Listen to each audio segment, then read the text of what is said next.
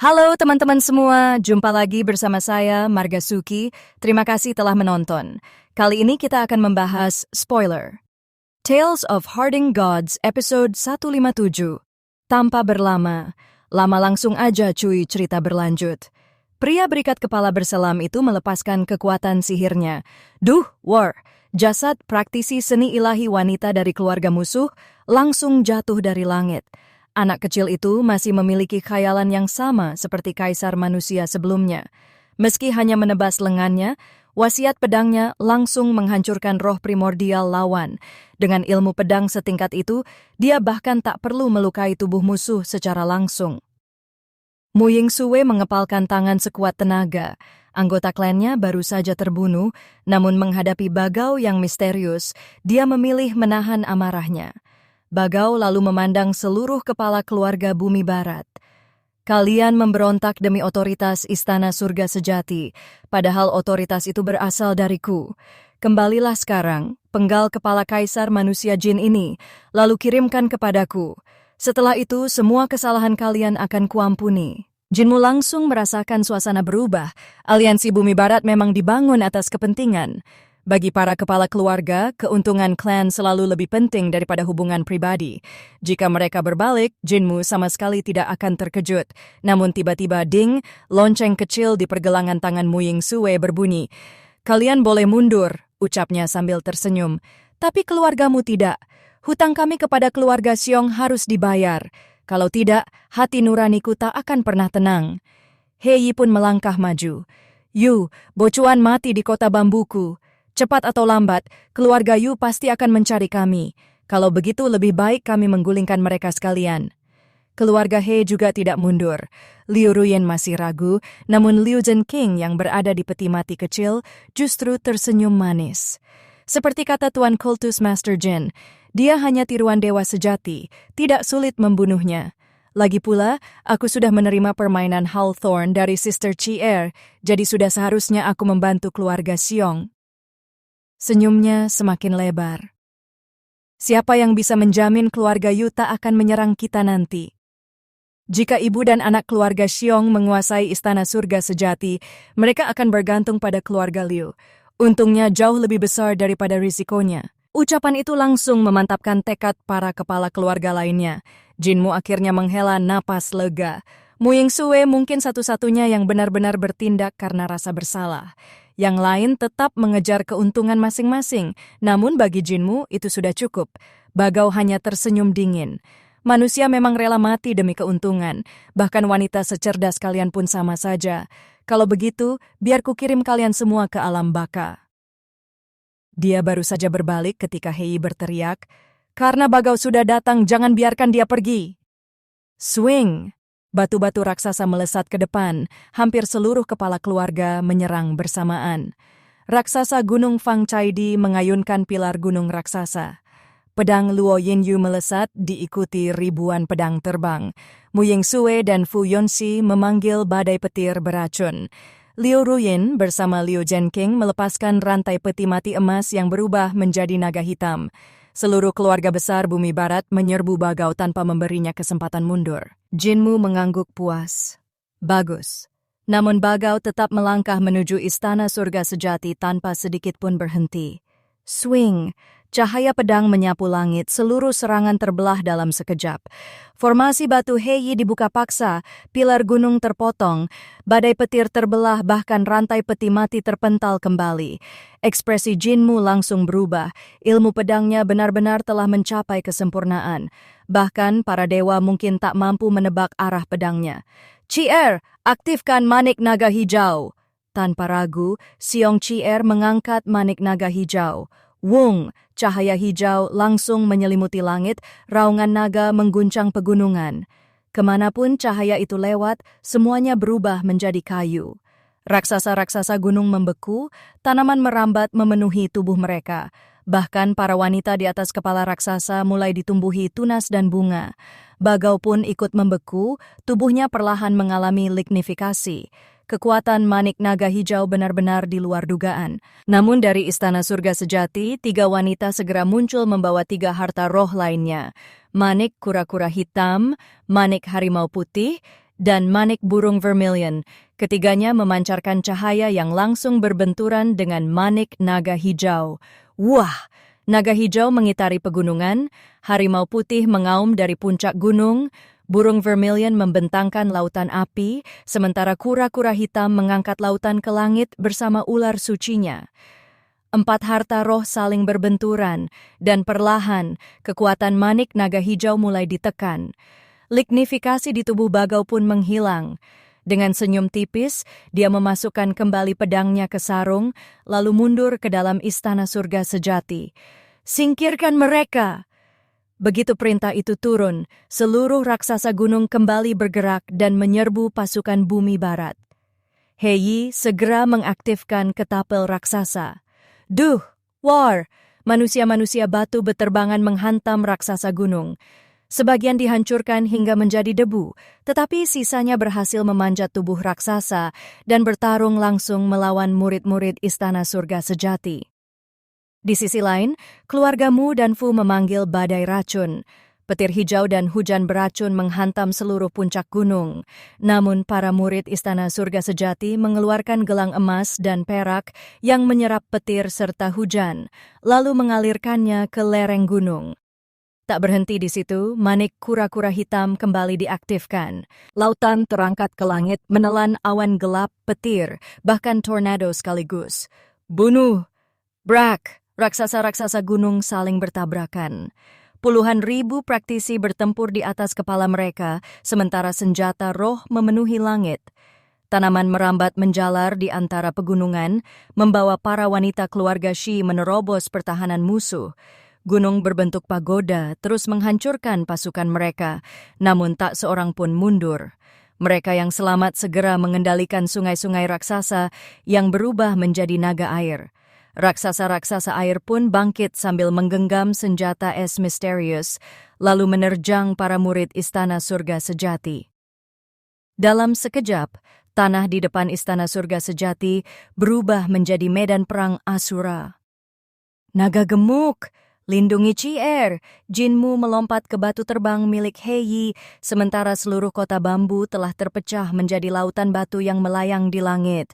Formasi batu raksasa terus berubah, kubus-kubus batu yang tak terhitung jumlahnya tersusun dan bergerak tanpa henti, kadang membentuk dinding, kadang menyebar seperti kabut. Menerjang langsung ke medan perang, Jinmu berdiri di atas salah satu batu terbang sambil mengamati semuanya. Di bawah kendali Heyi, kota bambu berubah menjadi formasi raksasa yang membuka jalan bagi para praktisi keluarga He. Tiba-tiba, Dom, seorang raksasa gunung menyerbu sambil mengayunkan tongkat gunung raksasa yang dipenuhi lonceng-lonceng kuningan. Saat tongkat itu menghantam formasi, dentingan lonceng berubah menjadi gelombang suara dahsyat yang menghancurkan batu-batu kota bambu. Namun Heyi bereaksi seketika. Ribuan batu besar menempel pada tongkat raksasa itu hingga seluruh lonceng tertutup rapat dan suaranya lenyap. Ketika raksasa itu berusaha mengangkat kembali senjatanya, batu-batu tersebut justru merambat ke lengannya. Kerak! Lengan raksasa itu patah. Seolah tak merasakan sakit, ia mengulurkan tangan satunya untuk menangkap Heyi, namun tangan itu kembali diselimuti batu-batu raksasa hingga semakin berat. Kerak! Lengan satunya pun ikut patah. Jinmu tak bisa menahan kagumnya. Teknik formasi keluarga He benar-benar luar biasa. Begitu selesai berbicara, dia melompat keluar dari formasi, berlari di atas lengan raksasa, lalu langsung menuju puncak gunung. Di sana, para praktisi keluarga Gong masih bertarung sengit melawan murid-murid istana surga sejati. Jinmu mengangkat pelet pedangnya. Swing! 8.000 pedang terbang meledak ke segala arah. 17 jurus pedang dilepaskan sekaligus, menyapu seluruh puncak gunung. Sesaat kemudian, Jinmu telah melompat turun. 8.000 pedang kembali berputar mengelilinginya sebelum masuk lagi ke dalam pelet pedang. Di belakangnya, seluruh praktisi istana surga sejati di puncak gunung roboh tak bernyawa, yang tersisa hanya para wanita keluarga Gong. Di tengah perjalanan turun, seekor naga rumput menangkap Jinmu. Di atas kepalanya berdiri Shi Yuting dari keluarga Shi. Tanaman merambat hijau menjalar ke seluruh tubuh raksasa gunung, menembus bebatuan, lalu tumbuh liar menjadi hutan yang melilit tubuh raksasa. para praktisi keluarga Shi memanfaatkan tanaman itu untuk menyerang sambil membuat pepohonan dan akar menghancurkan tubuh raksasa dari dalam. Namun tiba-tiba whoosh, manik burung vermilion memancarkan lautan api. Shi Yuting segera membentuk bola rumput raksasa sebagai pelindung. Sayangnya, lautan api langsung membakarnya hingga hampir habis. Memanfaatkan celah itu, Shi Yuting membawa Jinmu semakin tinggi. Tanpa ragu, Jinmu melompat. Dia mencabut pedang bebas. 8.000 pedang terbang menyatu ke dalam pedang itu. Semakin cepat dia jatuh, semakin mengerikan aura pedangnya. Duh war, Jinmu menghantam puncak gunung. Gelombang kejut langsung melemparkan sebagian besar murid Istana Surga Sejati. Ledakan belum berhenti ketika pedang bebas membelah lurus ke bawah. Krak! Retakan besar membelah kepala raksasa gunung. Swing! 8.000 pedang kembali menyapu seluruh puncak. Anggota tubuh beterbangan ke segala arah. 2 ahli alam surgawi dari Istana Surga Sejati segera menghadangnya. Meski kultivasi mereka jauh lebih tinggi, mereka telah terluka lebih dulu oleh hujan pedang Jinmu. Ketiganya langsung bertarung dalam jarak dekat. Saat kedua wanita itu hendak melepaskan roh primordial, naga rumput Shi Yuting tiba-tiba melilit tubuh mereka. Kesempatan itu dimanfaatkan Jinmu. Swing! Pedang bebas menembus titik di antara alis mereka. Kedua ahli alam surgawi tewas seketika. Shi Yuting baru saja mendarat ketika pertempuran telah berakhir. Dia hanya bisa memandang Jinmu yang kembali melesat ke langit di atas jalur 8.000 pedang terbang. Tuan Sekte Iblis Surgawi benar-benar luar biasa. Namun saat Jinmu hendak menyerang raksasa berikutnya, aura mengerikan tiba-tiba memancar dari Istana Surga Sejati. Para tetua mereka akhirnya turun ke medan perang. Jinmu langsung menemukan Mu Yingsue yang sedang menghadang mereka, sementara Fu Yunxi mengendalikan lautan awan di belakangnya. Dengan teknik kaki ilahi pencuri langit, Jinmu tiba di sisi Mu Yingsue. Kau racuni mereka, aku akan memperkuat racunnya.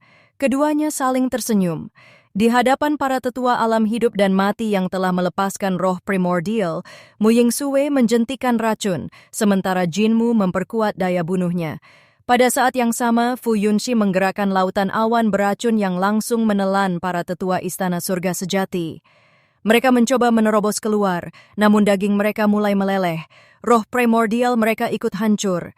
Sesaat kemudian, yang tersisa hanyalah tumpukan tulang yang berjatuhan dari langit. Bahkan para tetua tak mampu bertahan menghadapi racun gabungan mereka. Jinmu dan Mu Yingsue segera berpisah untuk membantu medan perang lain. Tak lama kemudian, war! Satu raksasa gunung runtuh, disusul satu lagi. Sorak kemenangan menggema. Seluruh keluarga besar bumi barat bertarung bahu-membahu. Keluarga Fang memecah tubuh raksasa menjadi ratusan raksasa bukit. Keluarga He mengendalikan formasi. Keluarga Fu memanggil badai. Keluarga Shi menguasai pepohonan. Keluarga Gong mengendalikan sungai. Keluarga Mu menyebarkan racun. Dan keluarga Luo menebas dengan ilmu pedang. Perlahan, seluruh raksasa gunung berhasil dimusnahkan. Puluhan ribu praktisi seni ilahi menatap Istana Surga Sejati yang menjulang di hadapan mereka. Mereka berhasil melewati pertahanan pertama. Meski mengorbankan banyak saudari seperjuangan, akhirnya mereka berdiri di depan tanah suci bumi barat. Namun keheningan itu hanya berlangsung sesaat. Klang, klang, suara logam bergema dari dalam istana. Aura dewa perlahan memenuhi langit, menekan semua orang hingga sulit bernapas. Gerbang Istana Surga Sejati terbuka. Seorang patung dewa emas setinggi puluhan meter melangkah keluar. Matanya terbuka, cahaya ilahi menyapu seluruh medan perang. Lalu muncul patung kedua, ketiga, keempat, hingga akhirnya 7 patung dewa berdiri berjajar di depan gerbang, masing-masing memancarkan aura layaknya dewa hidup. Belum selesai, puluhan ribu praktisi keluarga Yu juga keluar dari dalam istana. Di barisan paling depan, Master Istana Surga Sejati memandang seluruh pasukan pemberontak dengan senyum penuh ejekan. Darah semua orang langsung membeku.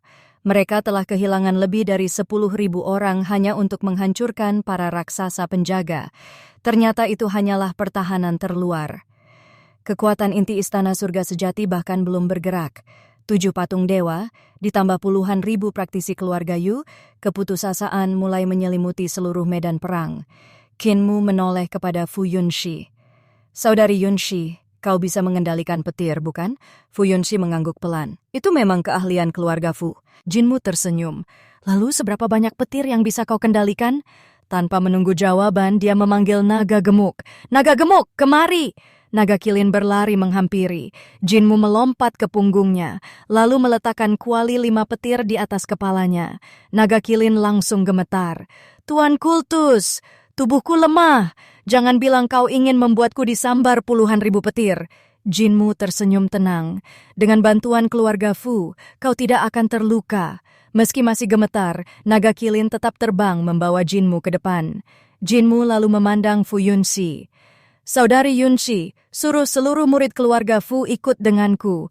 Master Istana Surga Sejati hanya mencibir melihat tindakan Jinmu, namun Jinmu balas tersenyum. Swing, pelet pedangnya terbelah. 8.000 pedang terbang melesat bersamaan, menghantam kuali 5 petir. Saat 8.000 pedang terbang menghantam kuali 5 petir, seketika dunia menjadi sunyi. Lalu, war. Ruang di atas kuali 5 petir meledak. Petir hitam melesat ke langit, bercabang menjadi puluhan ribu sambaran, lalu kembali terpecah hingga memenuhi seluruh cakrawala. Dalam sekejap, awan petir raksasa terbentuk di atas Istana Surga Sejati. Di balik awan itu, Fu Yunxi bersama puluhan ribu praktisi keluarga Fu terus mengerahkan seni ilahi mereka, mendorong badai petir menuju musuh. Ekspresi Master Istana Surga Sejati langsung berubah.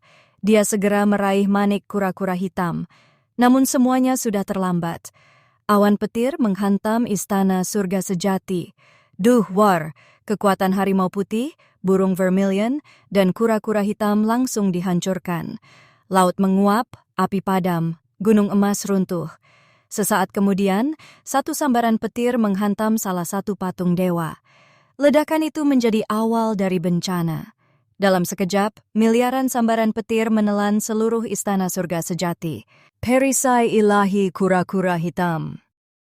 Master Istana Surga Sejati mengerahkan seluruh kekuatannya. Perisai hitam raksasa muncul melindungi istana, namun hujan petir tak henti-hentinya menghantamnya. War. Perisai itu terus menyusut. Master Istana Surga Sejati memuntahkan darah sambil mati-matian mempertahankannya. Akhirnya pertahanan itu runtuh. Lautan petir langsung menyapu seluruh murid keluarga Yu. Mereka lenyap menjadi abu. Bahkan 8 patung dewa yang memiliki aura setara dewa tak mampu bertahan. Tubuh mereka meleleh menjadi cairan emas dan tembaga. Dari kejauhan, Xiongqier menyaksikan seluruh Istana Surga Sejati berubah menjadi lautan petir. Kini, manik naga hijau tak lagi ditekan 3 harta roh lainnya. Xiongxiu tiba di belakang putrinya. Qier, atribut naga hijau adalah petir.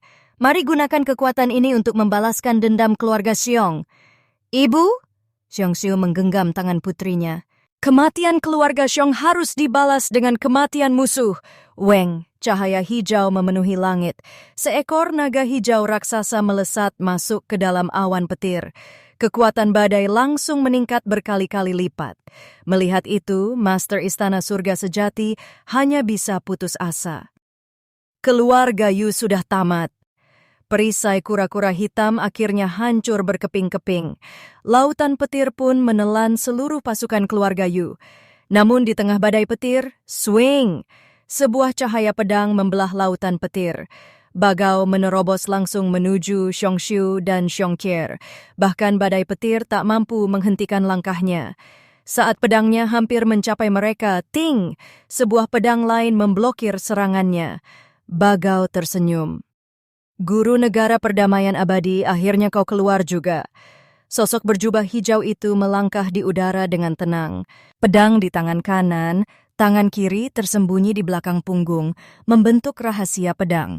Bagao melakukan hal yang sama. Keduanya langsung bertarung di tengah badai petir. Dentingan pedang terus menggema, bahkan suara guntur pun tak mampu menutupinya. Sementara itu, di bawah kuali 5 petir, Jinmu dan naga gemuk justru tersedot oleh kekuatan petir. Tubuh mereka terasa seringan bulu. Rambut Jinmu berdiri tegak, dipenuhi aliran petir. Seluruh tubuhnya seperti ditusuk ribuan jarum. Dengan susah payah, dia mengaktifkan teknik kebangkitan mata 9 langit agar tetap bisa melihat. Melihat tarikan petir semakin kuat, Jinmu segera mengeluarkan sarang naga sejati. Berat sarang itu akhirnya menarik tubuhnya kembali ke bawah. Naga gemuk pun ikut terjatuh bersamanya. Begitu berhasil menjauh, Jinmu mendongak. Kuali 5 petir terus melayang semakin tinggi. 8.000 pedangnya berubah menjadi penangkal petir raksasa yang terus menarik sambaran langit. Pedang-pedang itu bahkan memerah karena panas luar biasa. Jinmu hanya bisa berharap semuanya masih mampu bertahan. Tak lama kemudian, cahaya hijau kembali memenuhi langit. Manik naga hijau telah memperkuat badai petir. Keluarga Yu benar-benar selesai. Di tengah hujan petir, Jinmu melihat Bagao bertarung melawan guru negara perdamaian abadi, perencana tua. Dia mengamati pertarungan mereka dengan seksama. Yang mengejutkan, keduanya hampir tak menggunakan seni ilahi. Mereka hanya bertukar tebasan sederhana. Namun tangan kiri yang tersembunyi di belakang punggung terus membentuk rahasia pedang dengan kecepatan luar biasa. Jinmu berusaha menghafal setiap perubahan itu. Dia sadar, rahasia pedang tersebut jauh lebih berharga daripada pertarungan itu sendiri. Saat itulah 8 patung dewa yang tersisa menerobos badai petir. Meski tubuh mereka telah rusak, mereka masih bergerak menuju guru negara perdamaian abadi. Namun Xiongxiu dan Xiongqier segera mengangkat manik naga hijau. Weng! Cahaya hijau langsung membekukan ke-8 patung dewa. Tiba-tiba, salah satu patung memutar lehernya. Senyum aneh muncul di wajahnya. Dia mengulurkan tangan. Manik naga hijau terlepas dari genggaman Xiongqier dan terbang menuju patung itu. Gadis kecil, terima kasih. Xiongxiu langsung berubah pucat. Hati-hati, itu adalah dewa surga sejati. Belum sempat menyelesaikan ucapannya Weng, cahaya 7 warna meledak dari kepala guru negara perdamaian abadi. Sebuah jembatan ilahi membentang menembus langit. Di ujungnya tampak samar istana surgawi. Roh primordial guru negara melangkah keluar. Pedangnya menembus ruang. Swing.